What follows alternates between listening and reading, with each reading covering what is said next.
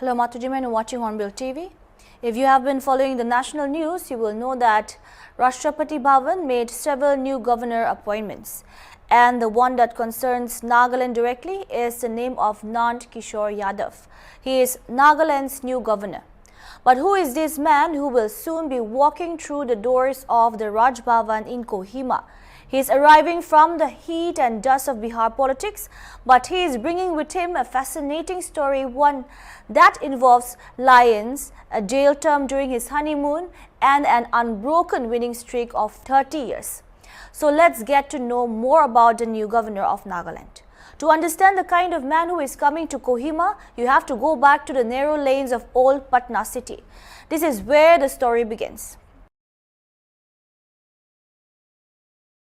Nand Kishore Yadav was born on August 26, 1953. He was the eldest son of Pana Lal Yadav and Raj Kumari Devi. But here is where it gets interesting, and I promise you this is a true story. His great-grandfather, a man named Jhalu Sardar, was a powerful landlord. And folklore in his family says that he used to pet lions. Imagine that, a man keeping lions as pets. But then his grandfather, Ramdas Rai, had a completely different passion. He spent the family wealth on keeping and breeding birds. So within 2 generations, the family's fortune went from big cats to small birds. Nand Kishore himself humorously sums up this shift with a famous line, "Hum sher se chiriyo par aa gaye," which translates to, "We went from lions to birds." That one quote tells us a lot about his personality. He is witty, he is grounded, and he does not take himself too seriously. His father had to restart the family business from scratch in the Kachikalan area of Patna. This is where young Nand Kishore, fondly called Nandu Bhaiya by the locals, spent his childhood. He was sharp at mathematics and initially dreamed of becoming a big officer. But destiny and a few lines of poetry had other plans. The year was 1969. A 16-year-old Nand Kishore had just passed his matriculation. Like any other day, he went to a local akhara, a resting ground in Kachikalan, with friends to revise math. A friend, Kumar Dinesh, began reciting a couplet.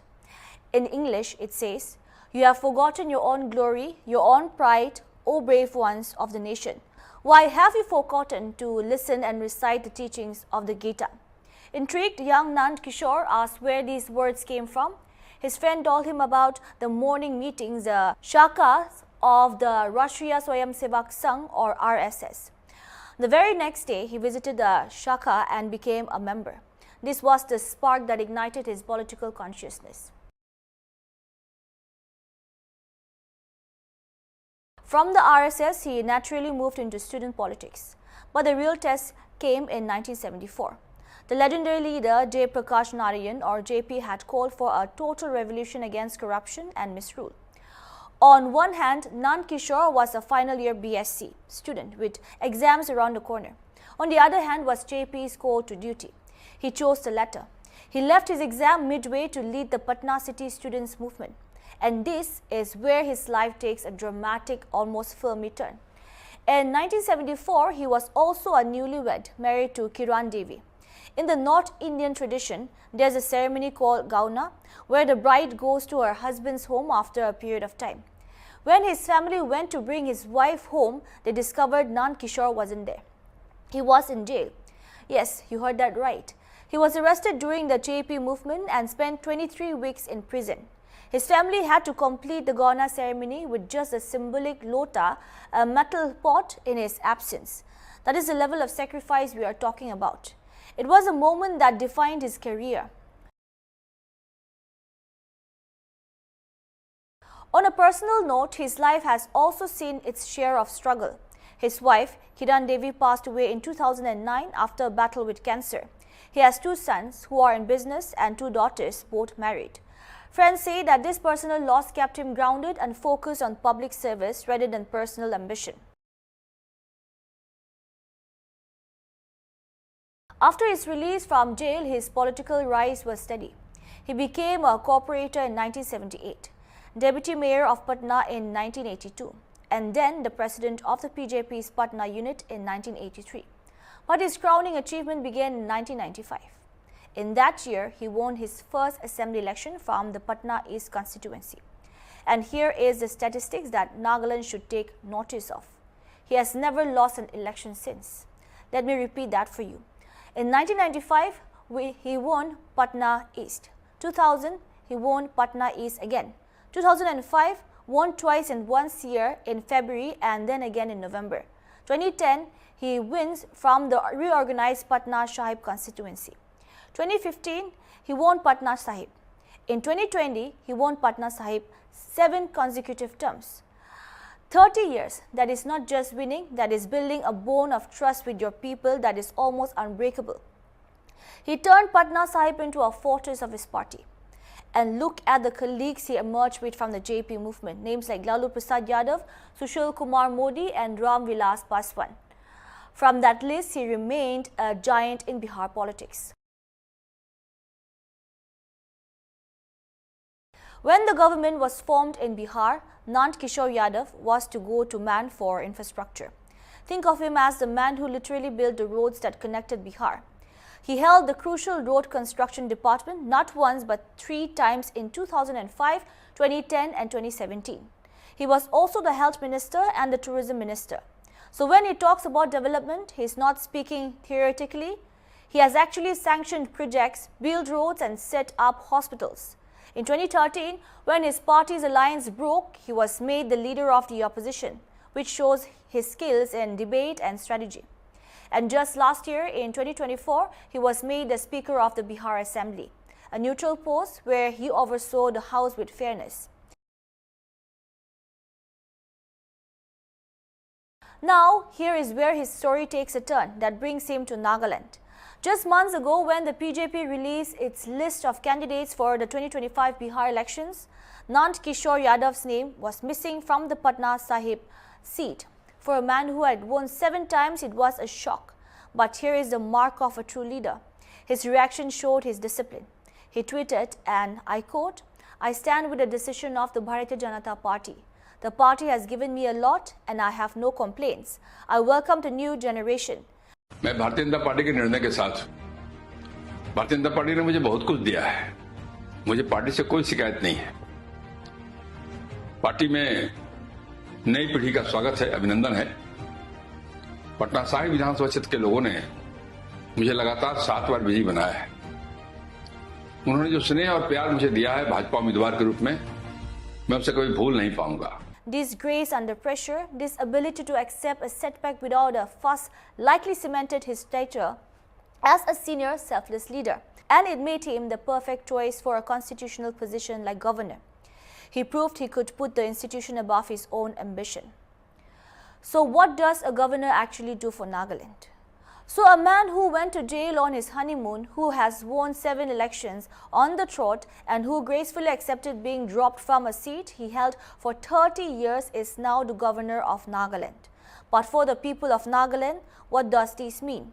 What will he actually do for the state? Let me break it down with a simple example that everyone can understand. Think of the state government like a local village council, similar to the traditional bodies, but on a much larger scale. As a minister in Bihar, he was like the chairman of the village development board. He had the power to sanction money to build roads, to approve new hospitals, and to decide which projects got funding. He was responsible for the day-to-day running of development work. As Speaker of the Assembly, he became the moderator of the town hall meeting. His job was to ensure that when different groups argued, they followed the rules and no one shouted over each other. As governor of Nagaland, now he is no longer involved in the daily arguments. He is like the elder sent by the central government to be the guardian of Nagaland's constitution and customs. So, what does this guardian actually do for Nagaland? 3 key things. The guardian of rules. He is the constitutional head of the state. He must ensure that state government run by the chief minister is functioning within the limits of the constitution. If the government tries to pass a rule that is unfair or unconstitutional, he has the power to say, let's review this. The bridge to Delhi. He acts as a link between Nagaland and the central government in Delhi. He reports directly to the president on the law and order situation in our state, on Nagaland's development needs, and on the unique challenges that we face here in the Northeast. An empire in crisis. This is the big one. If there is ever a political crisis in Nagaland, for example, if a government falls and no one has a clear majority, he decides who gets the chance to form the next government. It is a huge responsibility that requires complete fairness and neutrality. And we just received a statement from Nagaland's new governor himself. Upon being appointed, Nand Kishore Yadav thanked the Prime Minister and said, and I quote, "I will play my role in the development of Nagaland within the limits of the Constitution."